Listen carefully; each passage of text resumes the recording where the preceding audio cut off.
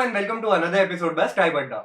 On September 27, President Ramnath Kovind gave his assent to the recently passed three contentious farm laws. The way these bills were passed in the parliament by the BJP drew criticism from opposition parties. However, the main farm protests were bubbling outside Delhi in northern hinterlands of Punjab and Haryana. While the Indian government led by Prime Minister Modi had earlier faced backlashes against the passage of CAA and abrogation of Article 370, the Modi government has never seen a protest of this scale. Hundreds and thousands of farmers flocked together and blocked Delhi's border with neighboring states like Haryana and Uttar Pradesh. They say that the concept of minimum support price is under a threat, and the idea of these recently passed farm laws is to dilute the APMC model in the long run. Even as the government said the recently passed farm laws do not intend to do so, 5 rounds of talks already between the government and farmers have remained inconclusive, and the two sides have now decided to meet on December 9, a day after the nationwide strike against these farm laws takes effect. These protests also come at a time when the Modi government is facing mounting economic pressure and devastation related to coronavirus in the country. In this video, we will look at how the world media has reported over the farmers' protests and try to determine how the world is viewing India at this critical juncture in the nation's politics. Disclaimer, these are only excerpts and the link of the full reports will be given in my description box. First, we look at a report by the New York Times correspondent Emily Schmeil titled Indian Farmers' Protest Spread in Challenge to Modi.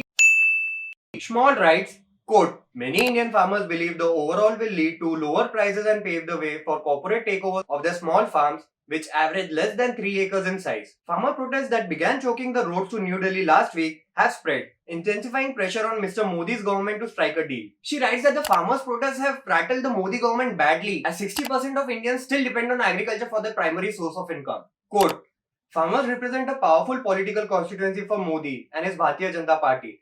Farmers could also be important for bringing India out of a debilitating coronavirus-driven recession. Agriculture has been a rare bright spot, with farmers continuing to purchase consumer goods and offering income for people who lost their job after Mr. Modi locked down the country to stop the pandemic earlier this year. Her report also mentions India's strong response to Canada PM Justin Trudeau's remark that Canada stands for the right of peaceful protests across the globe. Moving on to the BBC, the news publication has carried a series of reports and explainers about the farmers' protest. In this report, which caught my attention, Geeta Pandey talks about this picture which is defining farmers' protests against the government. The lead of her story reads, quote, a photograph of a paramilitary policeman swinging his baton at an elderly sick man has become the defining image of the ongoing farmers' protests in India. The story talks about how opposition party members are trying to discredit Prime Minister Narendra Modi's government. She also mentioned that how for the first time Twitter had marked Amit Malviya's tweet as a manipulated media. Amit Malviya is the leader of BJP's IT cell. Pandey writes, quote, images of thousands of elderly farmers from Punjab and Haryana, known as the Food Bowl of India,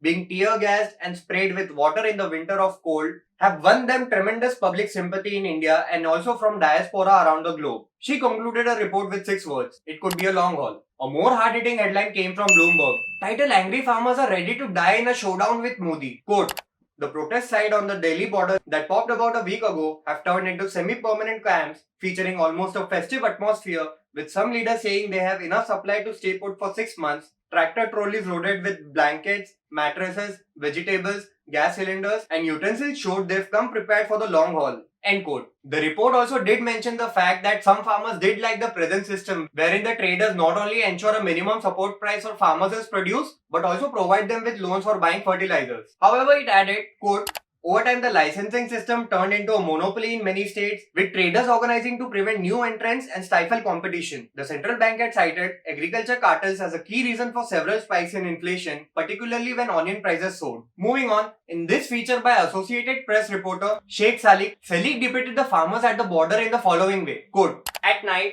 the farmers sleep in trailers and under trucks, curling themselves in blankets to brave the winter chill. During the day, they sit huddled in groups in their vehicles, surrounded by mounds of rice, lentils, and vegetables that are prepared into meals at hundreds of makeshift soup kitchens in enormous pots stirred with wooden spoons the size of can pills. The writer also mentions farmers' other plight like not getting loan waivers, lower prices for the produce, and a better irrigation system.